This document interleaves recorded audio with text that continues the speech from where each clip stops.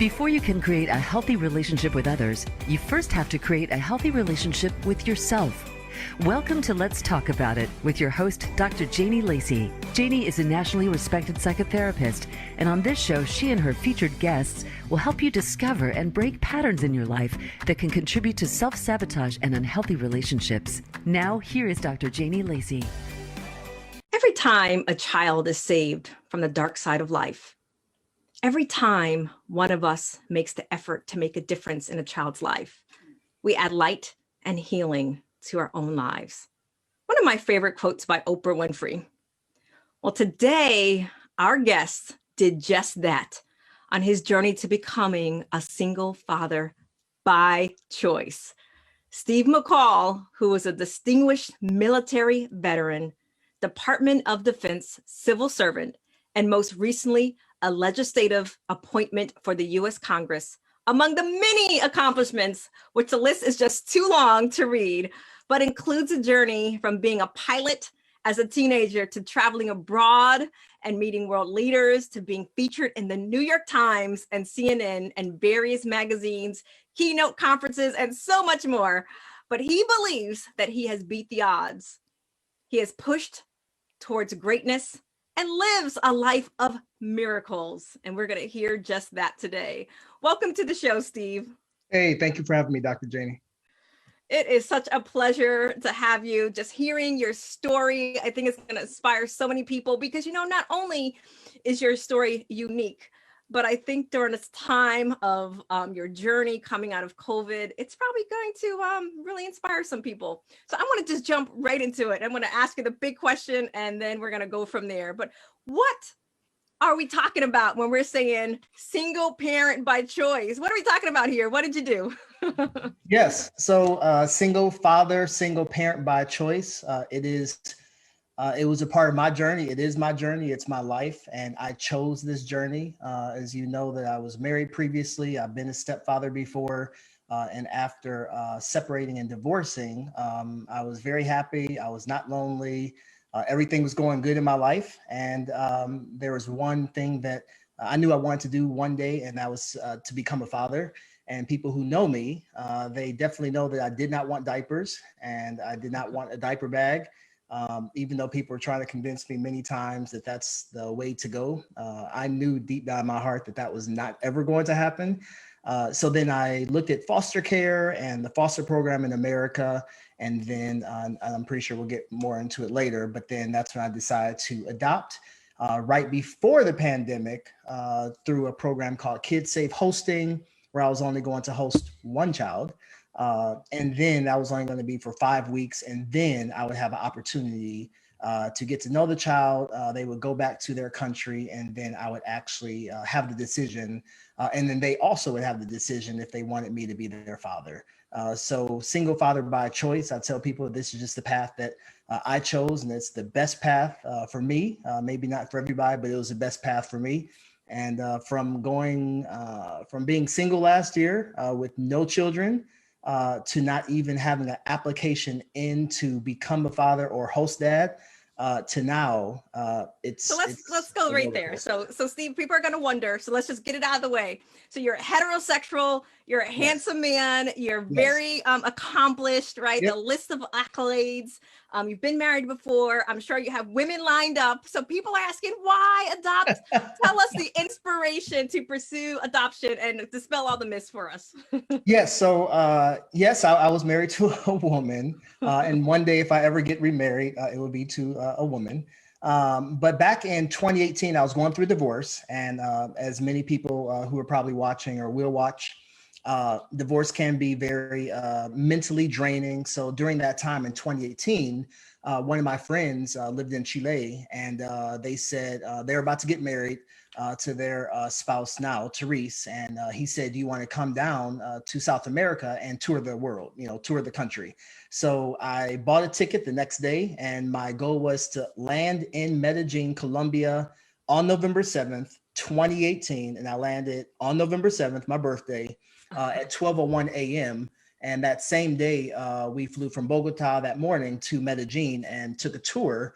And in neighborhood called Comuna 13. There was many kids playing soccer, selling things, and a group of kids came up to me to take a picture. And I took the picture with them. I was all excited, and I asked the tour guide, I said, "Oh, this must be, a holiday. Why are they not in school today?" And he started laughing, and he said, "They're homeless." And I said, "What are you talking about?" He said, "We have millions of orphans, not in Medellin, but just overall." But he said, there's a lot of kids who do not have families and they live on the street.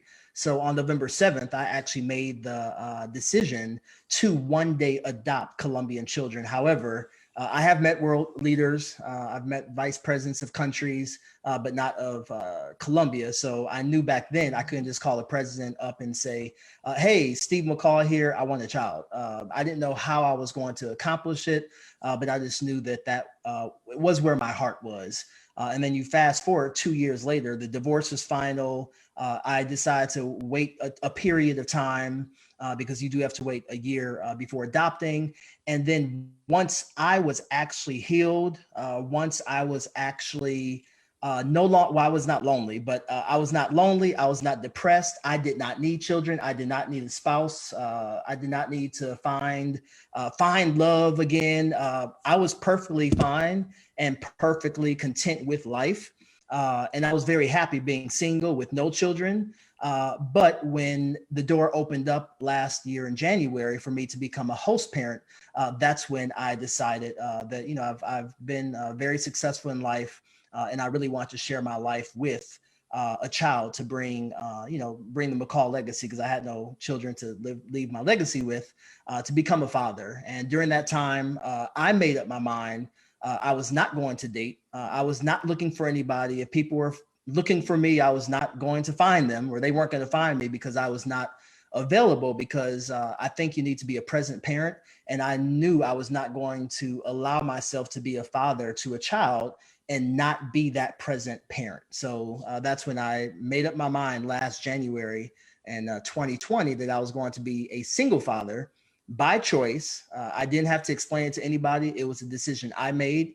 And once again, January, I figured I would have one child for 5 weeks, test out the waters, and then later on, eventually adopt. And of course, you know the story, it turned out a lot different. So what you're telling us is that you didn't need a woman or a wife to adopt a child.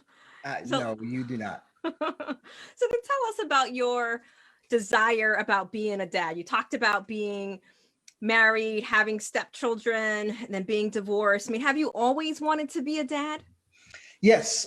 So, I grew up in a very loving home.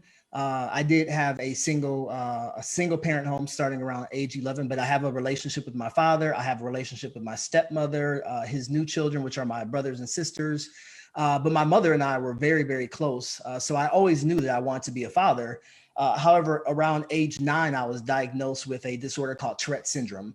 And because of that, ever since I was around 9 or 10 years old, I knew that I didn't want to end up having kids and passing my genes down to them. I'm not against having Tourette syndrome. I think it's made me who I am.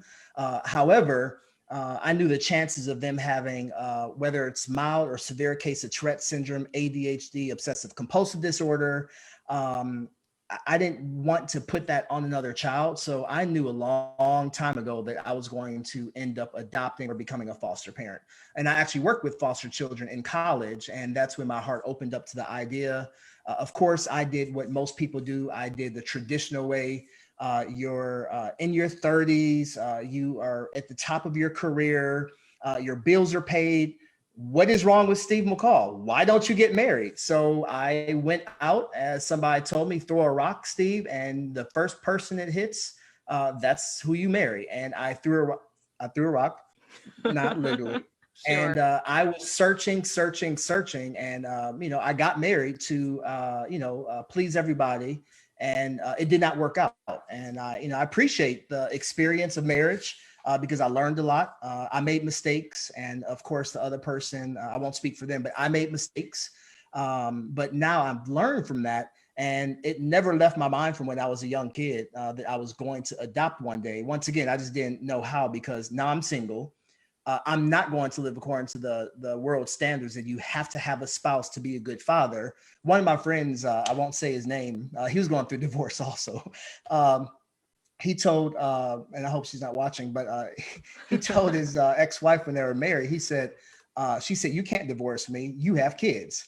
And I'm just going to leave it at that. After what he said, look, he said, "I don't need to have a wife in order to be a good husband. I mean, to be a good father." He said, "I can be a good father without a wife." And when he said that, I wanted to run around the house. I was like, "You're right." And I believe that. I believe that I can be a good father without a spouse. And that's the decision I made.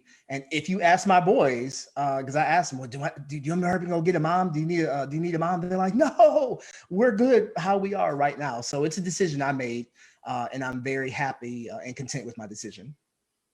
So I'm going to take a quick pivot here, because as people are now wondering who you are and looking up your bio, tell us a little bit about, because I think it's an interesting story. And I think, just not only a role model for your boys, but for a lot of people. I mean, you are well accomplished. So something that I know about you that you shared is that you wanted to be an astronaut. So how'd you get into military space and working for the Congress? Yeah, so it's funny because my children really don't know what I do. I would dare say most people who are going to watch this from my circle really still don't know what I do, because I don't talk about it often, because it's a job title. It's not who I am. It just pays the bills, and it pays for my kids' soccer. But I always wanted to be an astronaut. My teacher in high school, of course, said that that's impossible because of the Tourette syndrome. So at age 15, I decided to start flying Cessna 152s and 172s to prove them wrong. And then I ended up joining the United States Air Force back in 1997. That's a whole nother story for another interview on how I got in and how I made it through boot camp while twitching my eyes and blinking and shaking my head. And then from there, I had a 1.2 in high school in my junior year. And then I graduated with a 2.0. So I had no chance in ever being anything in life, as my teacher said. I couldn't go to college. I couldn't fly planes. My high school teacher, I had a 35% in geometry. He said the only reason he passed me is because he doesn't want a waste of space in his classroom next year. So those negative thoughts and energy had been coming to me pretty much my entire life from the teachers, not my family. So I wanted to become an astronaut. So I ended up joining the military. I ended up getting a full ride scholarship to Embry-Riddle Aeronautical University in Daytona Beach, the #1 aviation university in the world. And from there, after getting 4.0 after 4.0 after 4.0, I actually guaranteed me a spot to become a pilot in the Air Force. Unfortunately, not unfortunately, fortunately, I failed the color vision test, had some other tests that I did not pass. And they ended up having to discharge me. But my school cost over $100,000, and they paid all of that off. And that's how I became a DoD civilian for the Department of Defense. And in my second job at Langley Air Force Base, I so happened to actually be hired into a space position with no space experience. And then the colonel asked me, "What do I want to do in life?" And I said, "I want to be a space professional." And he said, "Well, what's stopping you?" I said, "Well, I'm colorblind." And he said, "What's stopping you?" He said, go get the training." And literally around 3 months later, I was in Colorado Springs for my level 2 certification as a space professional. And since then, I've been working my way through the DoD. And then I was kicked out of Langley Air Force Base for my advisor to come to Capitol Hill.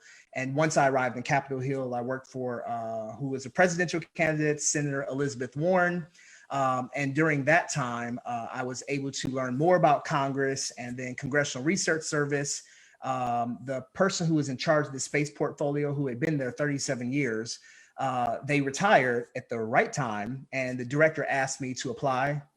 And out of over 100 candidates, I applied. I made it to the top 10, top 5, and then I was the #1 person selected. And I will note that I was the first African-American hired into that position in the history of Congressional Research Service. So I am proud of that they decided to bring some diversity to Congress, to the staffers. So that's how I got into space, and that's how I worked my way up to being a senior staffer for the U.S. Congress. Not only are you made history, but you're not a stranger to walking the road less traveled as our conversation No, no, tonight. no, no. That's become that's who I am, and I like it that way. And that's how my whole life has been. But I've had some great mentors and great leaders to look out for me. So I really do owe it to them for seeing the potential and then allowing me to have these opportunities. I don't take lightly. I know that my position, I have a very big title at Capitol Hill, but it's not because of all the education. It's because the right people have been at the right place, and I'm very thankful for that. Well, they always say, relationships are the true currency, and access is Yes. currency. Yep. So with that being said, let's you have this YouTube channel, and this YouTube channel Yeah. journeys your journey to becoming a parent. So tell us a little bit about that channel, but first tell us about what was the road to parenthood. What does that look like for you? Because I know that you documented it, so to speak, on your YouTube channel. Yes. So my YouTube channel, that's my pride and joy. My kids, my pride and joy. The second thing in my life is my YouTube channel. No offense to people watching for my job, but that's like way down here on the list, and they know that. So the YouTube channel, I had a lot of people reaching out to me, asking me about my journey, and they were very shocked that I was a single Black male adopting. So they really want to know more about the journey, and I decided to start the YouTube channel. And like I said, my journey is very, very rare because most families have to wait 2 to 3 years. I started last January of 2020, and I was matched in April of 2020 for one child. And they send you the package, and to see if it's a good match. And it wasn't a good match. The child really needed a two-parent home due to medical challenges that I wasn't able to help. And then they sent me an email and said, Steve, hey, we have a question. And I was like, oh yeah, what's the question? And Lauren from KidSave, the vice president, said, would you be open to hosting two children? I said, excuse me, like two, those, like at the same time, or one this year, one next year? And she said, it's a sibling group. And my heart dropped because I saw Santiago and Julian on the website before, and I saw them as my children, but I didn't tell anybody because I thought people might think I was crazy, not only for being a single male, but now I'm saying I'm going from bachelor life to having a family of three with no notice at all. So they sent me the package and I read it, and my heart just dropped because I knew that they're going to be my kids. So this is back in April or May of last year. I put them on my home screen, their pictures. I purchased a picture with my name and their name, their real names is on the website. It had aliases. And I put it on the wall, and the adoption agency said, oh, Steve, we've seen people do this. Don't get your hopes up. It could fail. I said, no, they're coming home. So this was May of last year, and this is all during the pandemic, and they were scheduled to fly to Washington, D.C. in July. And then I received information that all the programs had been postponed due to the pandemic. And I received some amazing news that I could do a virtual hosting that started August 20th of 2020. And I remember the day because I was preparing to meet my future children, even though I couldn't talk about adoption. So the first time I laid eyes on my children in person on the Zoom call was August 20th of 2020. It was a 2-hour phone call. The first question Santiago asked me was, so is it true that you're going to adopt me and my brother? And we still joke to this day about it because I could not answer it. But that's where my journey started, August. And then during a pandemic, I did paperwork, and then I chose to, instead of hosting them this spring, right now, I chose to do a straight adoption. And I jumped out of the boat by faith and said, they're going to be my children. It doesn't matter if I host or not. I want to adopt. And the paperwork for me went lightning, just light speeds. It just went so quick. And from August 20th to December 24th, you all can do the math. December 24th was the day I was actually able to tell them that I was going to be their father and adopt them. And then I was on a plane to Colombia on January 16th.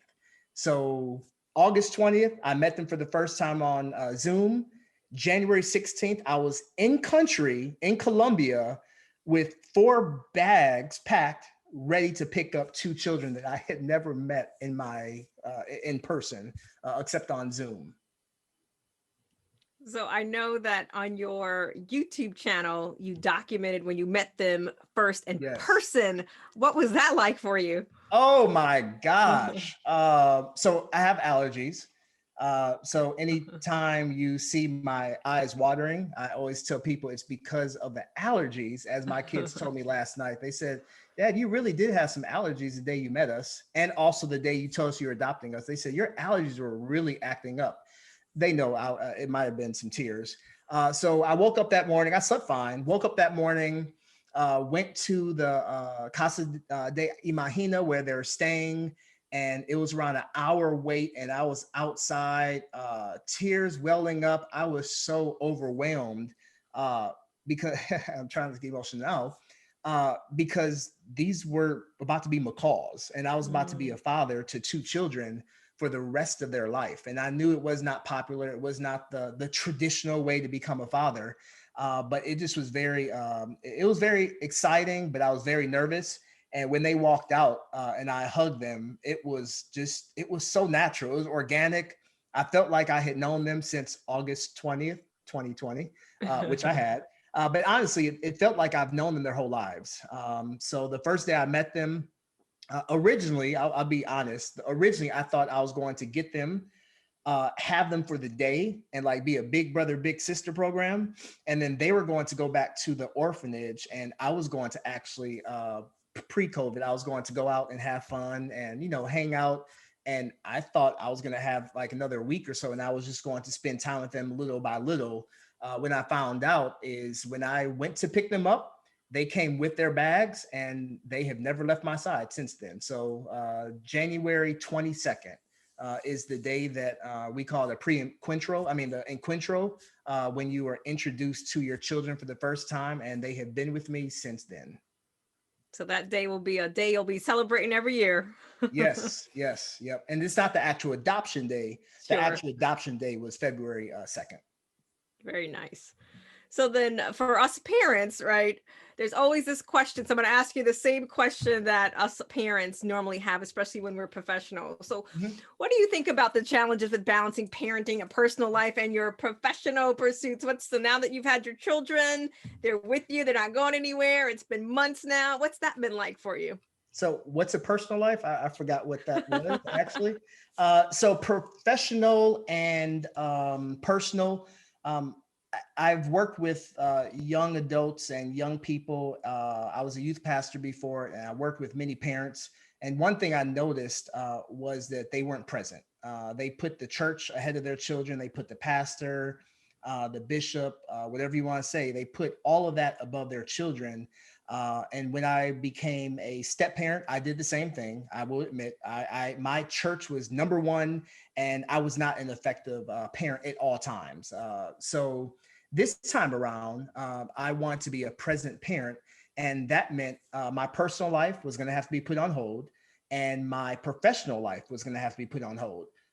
As a senior analyst in space, I'm the space expert, I guess they say, for the only nonpartisan space expert in the nation for Congress, that represents Congress. I can make a lot of money outside of my job, and the money is there tomorrow. However, I cannot be an effective parent and a present parent working 80 hours a week. So that had to be put on hold. Like I said, I don't go get coffee with uh, the young ladies, women, females. I'm not sure what the proper term is, but the You're not opposite sex. entertaining. You're not entertaining is what you're saying. I am not entertaining coffee. I'm not entertaining dates. If I'm going to go on a date, I'll take my kids out to Ruth Chris or Capitol Grill or somewhere. And we do still, because I still do those type of things.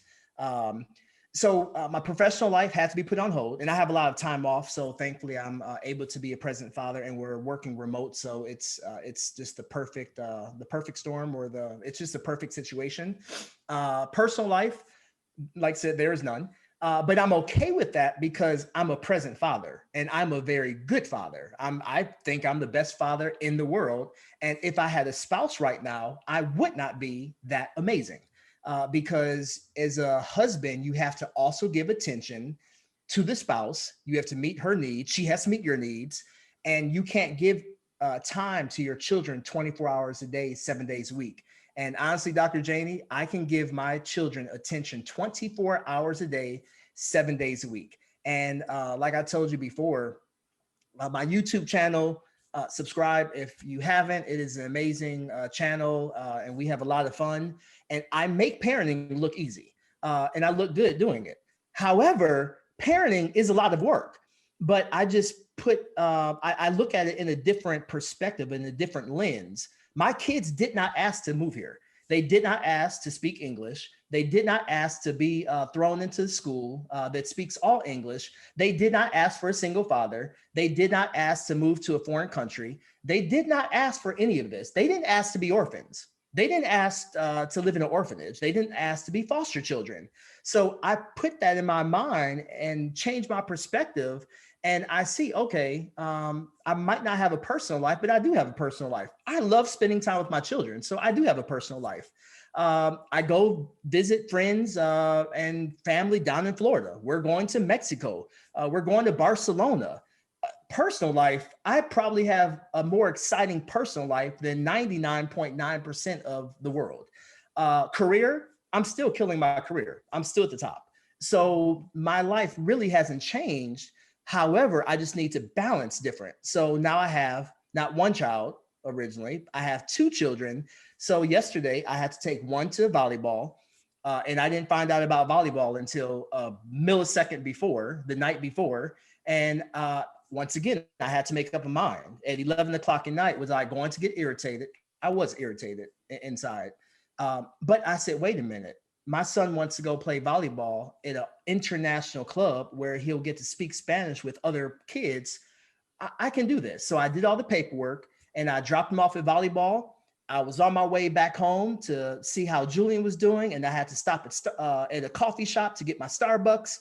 And then Santiago texted me, I don't want to be here. I hate volleyball. Please come pick me up after 3 minutes. And I looked, I was like, what? And then he put laugh, laugh, laugh. He said, Bruloma, I'm joking, Dad, because my son has a sense of humor, just like his father. And then I went back and then I went to pick up Julian. Then I went back to pick up Santiago. And then I had to go to Best Buy. Then I had to take Julian to soccer practice, which is 40 minutes away. Then I had to come back home, cook salmon, and I still have to cook. I still have to clean. The boys clean, they cook, but I'm a father. And I told them that is my responsibility to cook. It's my responsibility to be there for soccer. It's my responsibility to be there for volleyball. It's my responsibility to be uncomfortable and having to do paperwork at 12 o'clock at night. It's my responsibility to put down the phone, put down the coffees, deny dates, because I need to be a present father. And that's why on the YouTube channel, you see very happy kids, because I put a lot, and I'm patting myself on the back for that. I put a lot of work and energy into making them smile, even though there are days that I want to raise my voice. I have not raised my voice, not one single time. I hope that lasts. Instead of raising my voice, I go to the spa. And I've been to the spa 2 times in the past 2 weeks because they've been a little bit extra loving lately. So you're giving us some parenting advice. Instead of raising our voice, we should go to the spa. Go to the spa. It's an hour. You can get an hour. I got an hour massage. Because some may say, oh, but you have tons of money. I don't. I have a very good career and I can buy what I want. But a 45-minute massage at the mall costs $45. I left Santiago and Julian. I got a babysitter. We have a babysitter called Xbox. Xbox watched them for 2 hours while I was gone. My sons checked on me, said, hey, Dad, are you feeling good at the spa? I said, I surely am. They said, enjoy. I came back home. I was relaxed. I cooked dinner, and no TV dinners. I cooked a full dinner. And then we watched a movie. on his school night Well, because it certainly sounds like you are in the Parenthood Club, especially if you've let babysitter be Xbox every once in a while. I think we've all been guilty of that. And I just loved how you just said denied some dates. So we will be right back with Steve McCall talking about his journey to being a single father by choice. We'll be right back. Let's talk about it with Janie Lacy. Are you often attracted to unavailable partners? Feel like you can't stay but can't leave a toxic relationship? Obsessed with thinking about a current or former lover? Feel resentful that you're always taking care of the other person? The Woman Redeemed Therapy Program is for women who want to break free from toxic relationship patterns so they can find the love they truly deserve. This program is a safe, nurturing environment essential for building self-worth and acquiring the tools to work through challenges and create your best self. We invite you to begin the journey today to start building the new you. Call 407-622-1770 or visit lifecounseling.solutions.com. That's lifecounseling.solutions.com. We are having such an inspiring conversation with Steve McCall, who became a parent by choice. So welcome back to the show, Steve. I have some questions from our live audience. So I wanted to ask you a question. Wayne is asking, and I guess we did not say it, but how old are the boys and how have they transitioned back into school and the community? Yes, so my oldest son that you'll see hopefully in a few minutes, his name's Santiago, and he is 15 years old, and he is in ninth grade in our city. And then my youngest, his name is Julian Stephen. I love his name. His name's Julian Stephen, and he is 11 going on 20. He is very smart, intelligent. Both my boys, of course, handsome like me. I make sure they have confidence, and they're adjusting in school. It's different. We're in a pandemic, so they are in English is English for the second language or English as second language program, but it's virtual for Santiago, and it's in person every other week for Julian. So they're adjusting well. They speak English. They try to speak English almost every single day. Some adopted children are not able to, they're not motivated to speak English right away. But my boys are adjusting very well. The first few weeks we had some food issues. They didn't want to eat some food in America and the United States. Now, honestly, it feels like they've been here for years. The only difference is they don't speak full English. So when they come in a few minutes just to say hi to everybody, I think they're going to speak English, but they might speak Spanish. So they're adjusting well. So thank you for the question. So you have a teen and a preteen. A teen and a preteen. And honestly, they have not argued. I think they argued one time in the past 3 or 4 months. But now I do know they're still in the stage of trying to test me out, and I think they're acting. They're still being safe. But I spoke to their foster family, and their foster family. We have a relationship still from with the foster family because they really invested a lot in them in the past couple of years. So the boys are allowed to FaceTime them. I talked to the foster family. So I know a lot more about them because I was able to learn more about what makes them happy, what makes them sad, because it does take a village to raise children. And it sounds like they are very normal children because all children will test boundaries. I certainly know my 9-year-old does. Yes.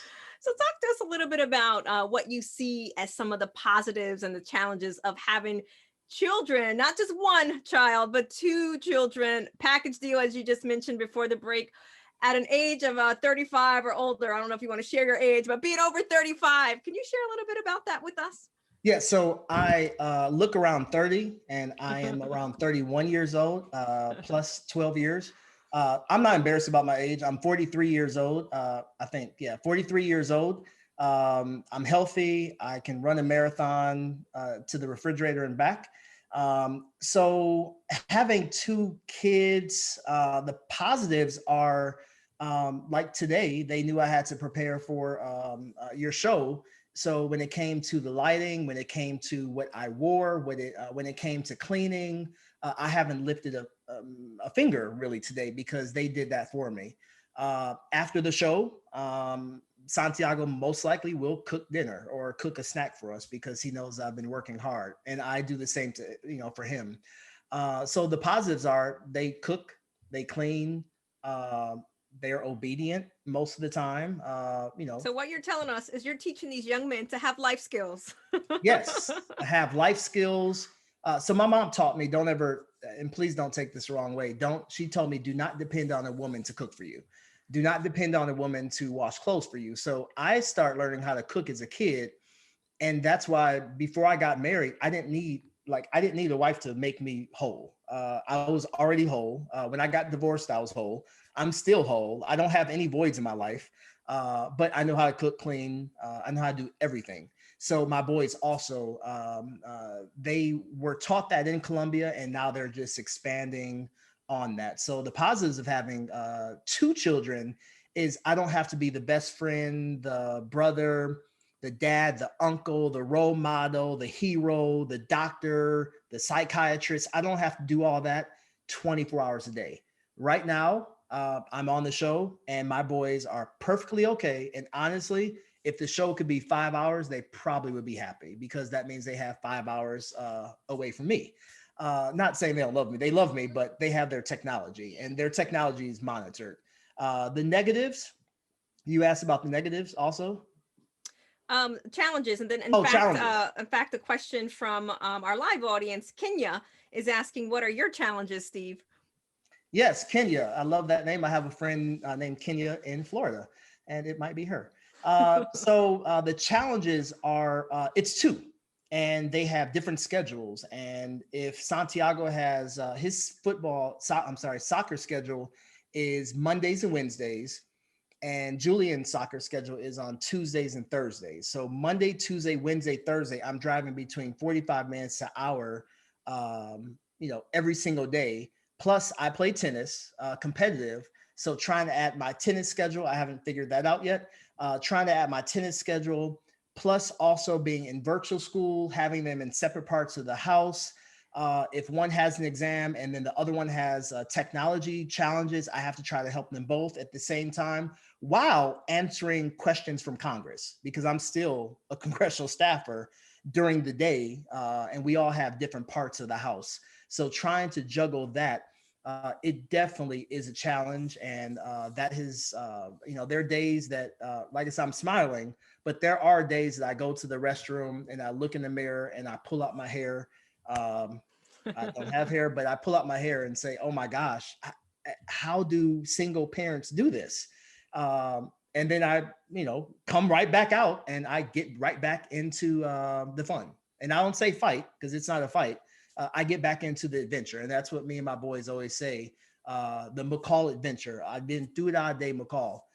It's an adventure. And we look at all things in life as an adventure. So the days that I'm overwhelmed, I do get overwhelmed. I just say it's another part of my exciting journey in life. And if it wasn't overwhelming, it would be boring. I'm just not a boring person. I like adventure. So, throw sports at me, throw everything else at me. It's just part of the adventure. Well, Kenya said, "That's her, your friend." What's up? And then Mr. Washington said, "Wonderful advice given to you by your mom." So I'm sure a lot of women, a lot of people really appreciate your mom. Would like more moms like that, teaching young Black men to be self-sufficient. It's Yes. a great thing. So tell us a little bit about your journey, because you adopted two boys that didn't speak English, spoke Spanish, about learning their language. Yes. So thankfully, hello to my stepmother if she's watching, Irma. I grew up in a Spanish speaking home. Back then, I do apologize. I think I apologized to her before. If not, sorry. I refused to speak Spanish as a kid because my stepmother was from Mexico and she spoke Spanish. So it was offensive to me to speak Spanish. So I originally learned Japanese and French to make her mad. So I was one of those perfect children that irritated my parents nonstop. And then later in life, through the ministry and traveling abroad, I learned Italian when I lived in Italy, and then I started speaking Spanish. So I was already conversational in Spanish. And then when I was going to adopt, I did Duolingo, and I really started focusing on speaking Spanish every single day. And then after doing that for almost 8 or 9 months leading up to my boys coming here, when I landed in country, I was so nervous. I almost forgot to speak Spanish. I didn't even know how to say hola. And then when I got them, I was just scared because I was embarrassed because my accent wasn't perfect. I was scared that they were going to laugh, which they do. Um, but now it's natural. I speak Spanish every single day, 7 days a week, all the time. If I don't know how to say it, which is a lot, I don't know how to say, we use Google Translate. And, they've actually asked me to start speaking more English because I've got so comfortable speaking Spanish. I'm hindering them from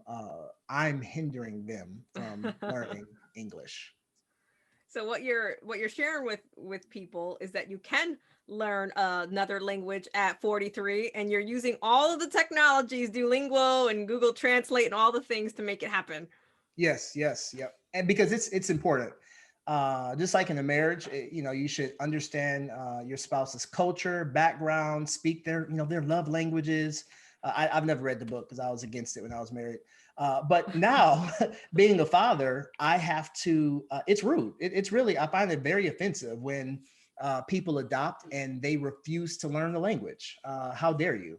That's very arrogant.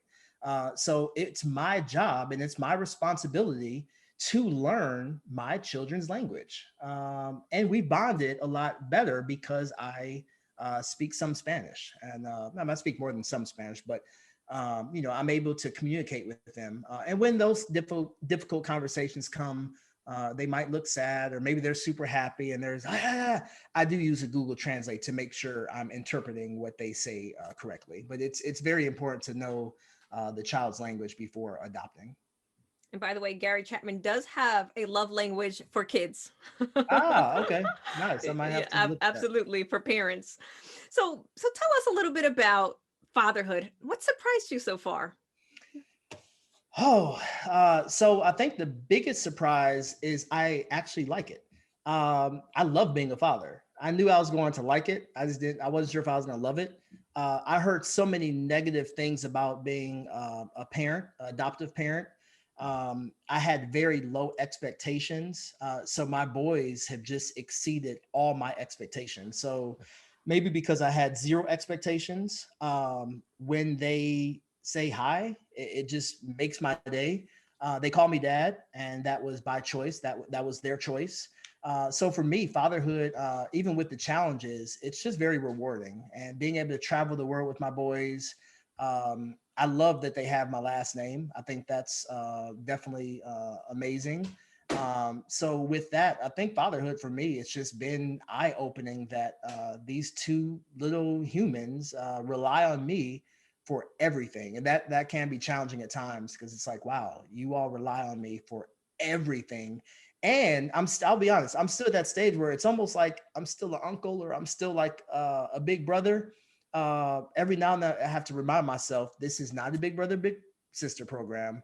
These are your children for the next 90 years. My aunt was like 108, so I should live till then. These are your children, and they're going to need you through the ups and the downs every single day of their life. And that part is still kind of it makes me nervous. So talk to us a little about you shared with your mom instilling values in her son to be self-sufficient, teaching you to cook and clean and do all those things for yourself so that when you are a man, you're able to take care of yourself. And like you said, you're whole. You're not looking for a mother. You're not looking for people to take care of you, looking for a companion or partnership. So what is it that you want to teach your sons? Yes, well, what I want to teach my sons is I tell them every day that, weekly, they can accomplish anything they put their mind to. So do not allow anybody in this world to tell them no. Santiago wants us to have 1 million followers on YouTube. We're going to have 1 million followers, subscribers. We're going into short films. We're going to do family short films, and we've already started working on one of the models for the script and how we're going to film it. We got the camera actually yesterday. My younger son wants to be a professional football player, soccer player. He's going to become a professional soccer player. Whatever my boys put their mind to, they're going to they're going to achieve. So I tell them every probably almost every day, whatever you want to do, don't let people tell you no. There is no such thing as the impossible. Everything's possible. And for me, I can't, they say I couldn't fly. That's fine. I can't go to the moon, but I'm the space expert. So I can talk about the moon. I can talk about the International Space Station and the lower Earth orbit. So I might not be there, but I'm a part of that. So I tell my boys that whatever they want to do in life, they have a dad that will support them. They don't have to follow in my footsteps, but whatever they want to do in life, they can do it. And they're going to be very successful. They are going to be very rich. But with that, all that money, the number one thing I tell them is to trust in God, and then also give back. Don't forget who we are. We make the money, then we can give back to the community. And I'm really big into community and giving back. And I want them one day, if they want to open their own orphanage in their name, let's go back to Columbia and let's open an orphanage, or let's build a house. Let's do something good for their home country. So that's really what I instill in them. Just making sure they treat people kindly, and just love everybody. Well, you're truly embody, that saying, taking lemons and turning it into lemonade, and then being that role model for your son. Well, you said, I can't fly to the moon, but I could be the science expert for Congress. Yes. Yep. And I tell them, just whatever they put their mind to, they can achieve. We were on the bike ride. We take these bike adventures. We passed a mansion, and they looked at it, and I wanted to see their response. And I said, how do you like that house? And they said, oh, Dad, we love it. I said, then let's buy it. They said, yeah, let's work to buy it. They said, how many years? 100? I said, no. I said, let's buy it. Let's set a 5-year goal. And they said, really? I said, yes, why not? It's only a $5 million house. We can afford a $13,000 home right now. I'm joking. But I'm trying to get them to think bigger, think big, and don't allow anybody to limit their potential. That's just not what I'm about. If you tell me I can get here, I'm 100% positive I'm going to get here. And that's what I want for my boys. And that's my main focus. That's the reason I work. That's the reason I'm doing the YouTube. Everything now is surrounded around making sure my boys have the resources to live their dreams. And I don't want them struggling. They don't struggle now. They're not going to have to struggle. If they need, in 3 years, they want to start their own company and they need $50,000. Well, I don't want them having to go beg. Well, just come to Dad and let's build the YouTube and let's build our legacy and our brand, where we can, invest in other areas, but invest in ourselves first. And that's why I'm working hard. I've lived life. I've lived a good life. Now it's time to build up my children and make sure they live a fabulous life. Then they can do the same for their children. Not only are you a father by choice, but you're an amazing father. And I say that because you're teaching your children a lesson that all of us as parents really need to teach our children. And that's not creating limitations. That's not the small mind thinking, the limited mind thinking, to open them up and to create that miracle mentality, as Tim Story talks about in the Miracle Mentality book. And that's such a wonderful thing that you're imparting on them. So that being said, Steve, tell us a little bit about your own particular memories from your own childhood that inspired you to make memories with your kids, as you just described to us. Yeah, so my mom was a present mother 24 hours a day. I don't even know when she slept. I know she slept because I slept. One day when I was around 9 or 10 years old, she knew I wanted to be a movie star, and she knew I wanted to do film. So she bought me a video camera, and she was one of the actors in my films. I wanted to be, I was always into teaching and speaking and inspirational. I was always ready to be in front of the camera. So when I wanted to be a teacher one day, she was my class. She was my student, and I gave her homework. I gave my Pound Puppy homework, and she did the homework for everybody. And she sat there. She would sit in class for 30 minutes, 45 minutes. If I wanted to do a new little film, she would act. She would do whatever she wanted, whatever I needed her to do. If I want to have board game night, we would play board games till 1, 2 o'clock in the morning. If I want to watch a horror movie and, she knew I was going to be scared, I would watch a horror movie, scare the living daylights out of me. And then I would have to sleep on her floor in her room at 12, 13 years old. But my mother was always there. I said I wanted to go to Paris. I went to Paris the next year. I wanted to go to Quebec, Canada. I went to Quebec. I wanted to go to California. She sent me on business class. I think my brother got me that ticket. She sent me by myself at 13 years old to visit my uncle in California.